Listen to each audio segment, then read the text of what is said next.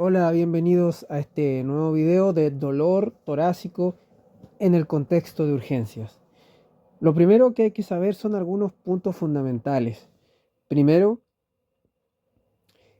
las causas graves del dolor torácico siempre hay que tenerlas en la mente y siempre hay que tener la idea de que no se nos pueden escapar.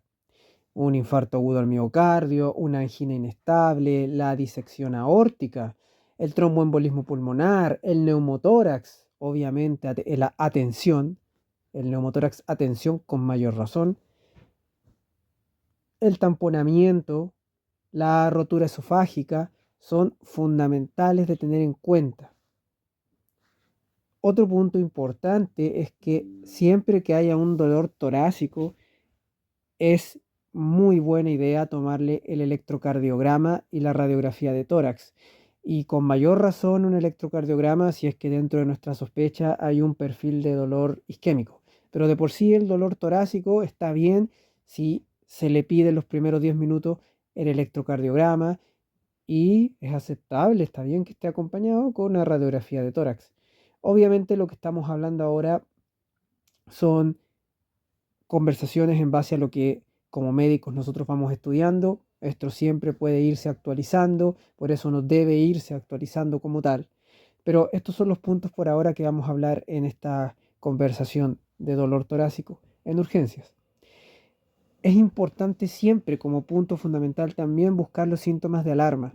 Un dolor torácico que viene con disnea, taquipnea, cianosis, compromiso de conciencia, después de un síncope o durante un síncope o previo a un síncope, alteraciones en la presión arterial, hipo o hipertensión, asociado a síntomas vegetativos, neurovegetativos, como lo que es la diaforesis, o sea, la sudoración, junto con náuseas, vómitos, signos de bajo gasto cardíaco, como un llene capilar lentecido, pulso irregular, ausencia de pulso en alguna de las extremidades, focalidad neurológica. Todas estas cosas son signos de alarma que tenemos que buscar y en caso de encontrarlos hablamos de un dolor torácico con riesgo vital o con gravedad que tenemos que tener mayor atención. Dentro de esto es importante saber, y repito, el electrocardiograma antes de los 10 minutos. Un dolor torácico tiene distintas etiologías, o sea, distintas causas. Lo podemos dividir sencillamente en causas acorde a los sistemas, pero antes lo primero tengamos en cuenta, hay dolores torácicos de causas graves, vitales, y otros que no lo son tanto, que no lo son como tal, que no nos llevan a actuar inmediatamente de emergencia. Ahora, en cuanto a la etiología, tenemos a nivel cardiovascular causas isquémicas y no isquémicas. Para hacerlo resumido, en las causas isquémicas sabemos que está el infarto agudo al miocardio, la angina inestable, el infarto agudo al miocardio con supra y sin supra desnivel del ST, ojo con eso. Repito, la angina inestable. Dentro de las que vamos a nombrar son algunas, ¿ya? Las causas cardiovasculares no isquémicas, podemos tener una pericarditis, un tamponamiento cardíaco, mencionándolas así de manera inicial, superficial. Causas pleuropulmonares, tenemos el tromboembolismo pulmonar, la neumonía, tenemos también lo que corresponde, por supuesto, al neumotórax. En las causas gastrointestinales, la más importante o más grave, la ruptura esofágica, pero también tenemos síndrome ulceroso, esofagitis, espasmo esofágico. En el músculo esquelético vamos a encontrar la costocondritis. En el fondo también puede ser una fractura costal. Causas variadas, causas como psicógena. Y una muy importante, no por la gravedad, sino porque si no la tenemos en cuenta, el médico puede no darse cuenta, que es el herpes zóster. Por eso es importante que ante un paciente con dolor torácico se evalúe el tórax, porque puede ser un dolor neuropático a causa de un herpes zóster. Es importante tener eso en consideración. Ahora, en cuanto al manejo en urgencias, en emergencia como tal, primero va a depender del contexto en el que nos encontremos. Antes que eso, es recomendable que todo dolor torácico, más si estamos sospechando una causa isquémica, tenga un electrocardiograma antes de los 10 minutos. Además de eso, tenemos dolores que son de riesgo vital y otros que no vienen asociados a riesgo vital, ni a inestabilidad, ni signos de alarma real, grave como tal. Cuando son pacientes con un dolor torácico con signos de alarma, de riesgo vital, lo primero que hay que hacer es el ABCDE. ¿Por qué? Porque es un paciente de emergencia que hay que estabilizar, que está inestable. Junto con eso, siempre la U de ultrasonografía. Aquí va a ser de suma utilidad el ecógrafo porque vamos a poder observar tanto a nivel pulmonar como cardíaco e incluso también vamos a poder ver, por ejemplo, otros tipos de dolor que se asocien en la región abdominal y que se refieran hacia allá, como por ejemplo casos de cólico biliar o colecistitis que puedan dar en una zona cercana de ser vecinos del dolor torácico, porque a veces ocurre eso, hay dolores que dan como hacia el tórax y cuando se estudian bien y se evalúan bien, en realidad son más a nivel epigástrico, del hipocondrio derecho, y hablábamos de una patología biliar. Así que ojo con eso. Así que es importante, ahora, en este caso que estamos hablando del ABCDE, la ecografía como tal es una ecografía que se hace más en un contexto de emergencias y va a ir más con los protocolos de ecografía a evaluar causas más de riesgo vital y esas se van a centrar en buscar, por ejemplo, alteraciones a nivel cardíaco como un tamponamiento, alteraciones a nivel pulmonar como, por ejemplo, signos de neumotórax o signos de disección aórtica.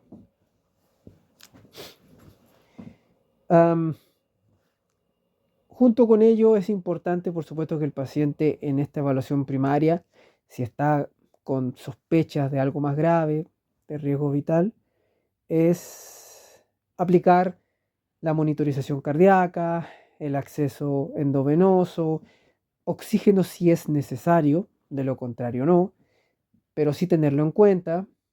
Repito, el electrocardiograma antes de los 10 minutos y lo iré repitiendo porque es importante que ese concepto quede claro en sospecha de este cuadro de dolor torácico con una posible isquemia.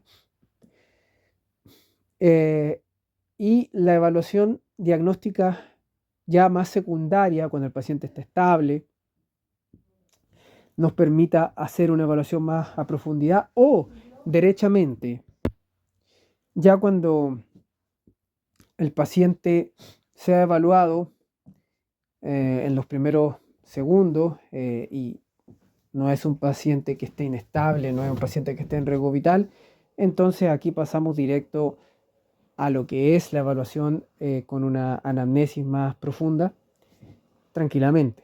En el caso del paciente con riesgo vital, primero se tiene que estabilizar.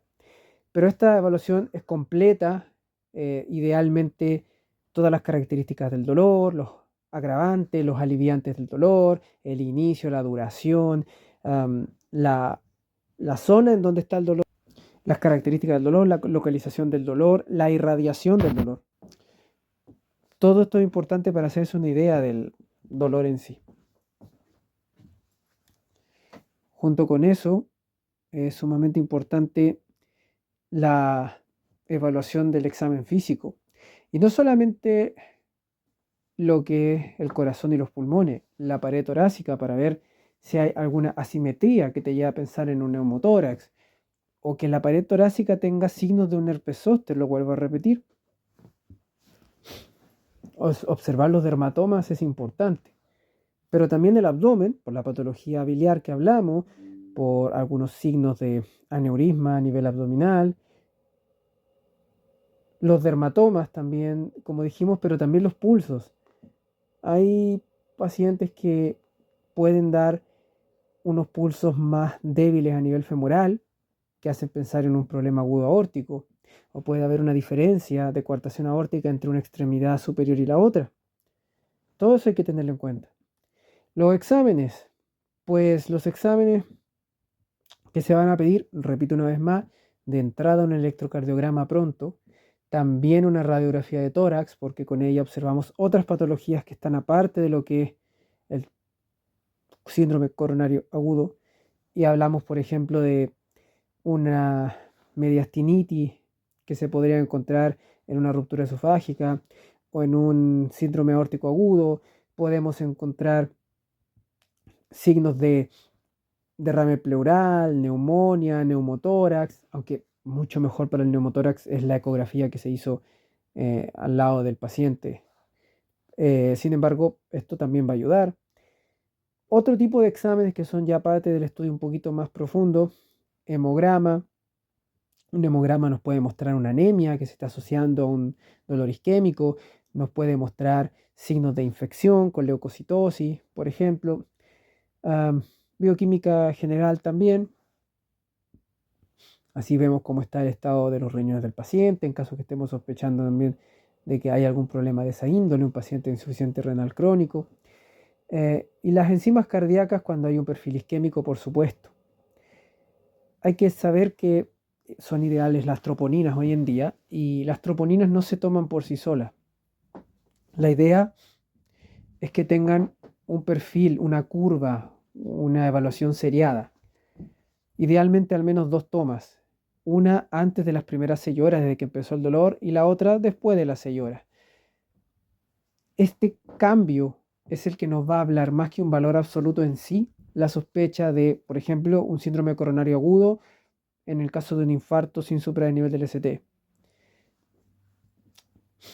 Cuando el dolor lleva más de 12 horas, podría ser suficiente un valor, el primero, normal. Pero lejos de ese caso, necesitamos hacer la curva de troponinas. Atención porque hay pacientes que el valor le va a salir alterado igual. Aquellos que tienen una insuficiencia renal crónica, de base va a estar más alterado. Las troponinas hablan de daño miocárdico, pero no dicen específicamente que sea por infarto. Por eso mismo, también pueden estar elevados en tromboembolismo pulmonar, insuficiencia cardíaca. Entonces, no es exclusivamente de ello, disección aórtica también. Así que es importante la evaluación clínica, el electrocardiograma. También aquí se justifica, como hablamos, de la ecografía. Y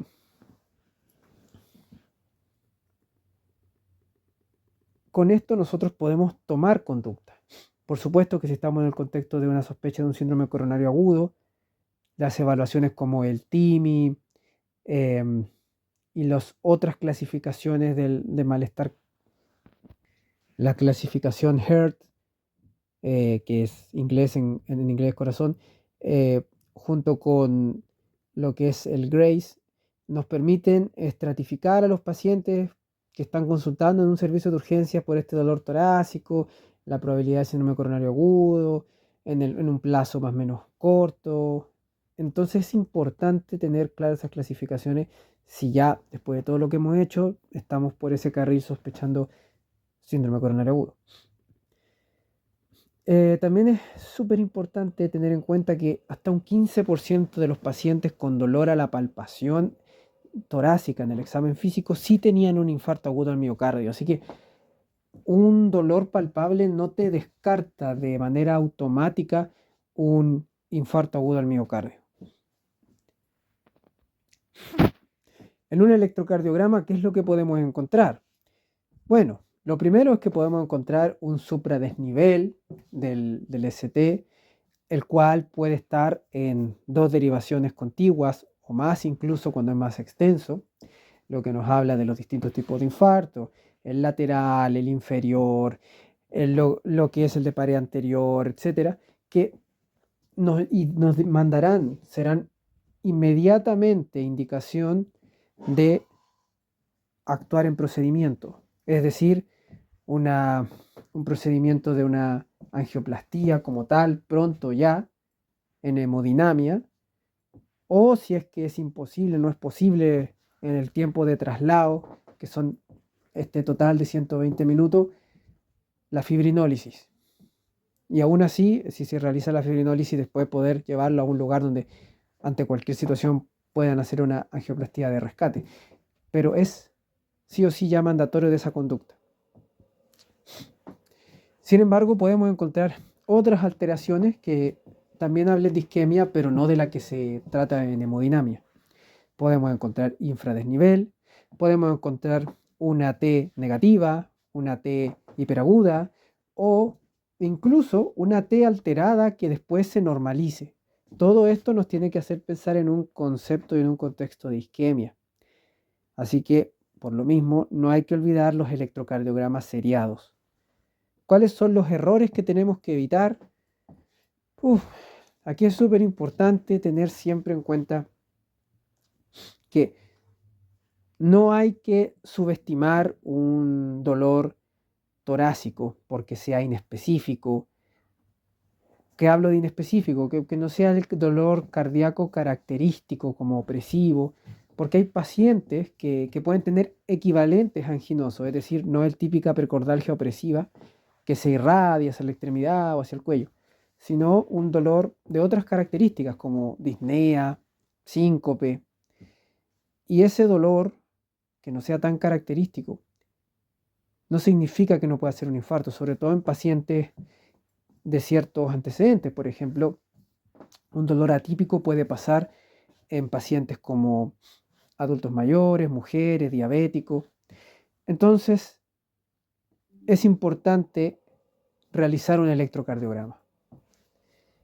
Y eso nos podrá dar esa información. Ojo, un electrocardiograma normal no descarta un síndrome coronario agudo, porque existen los infartos sin supra.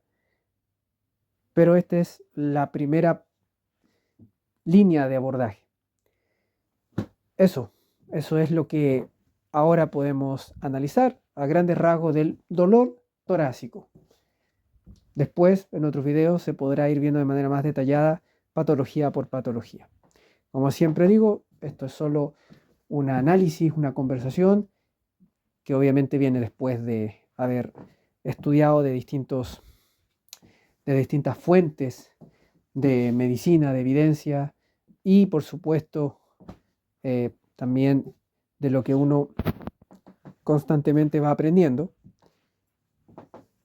Y yo como médico obviamente acostumbro a ir estudiando y aprendiendo, pero por supuesto que lo más importante siempre es que las personas que son profesionales de la salud sepan que tienen que irse actualizando con la evidencia científica más reciente y de mayor importancia. Saludos.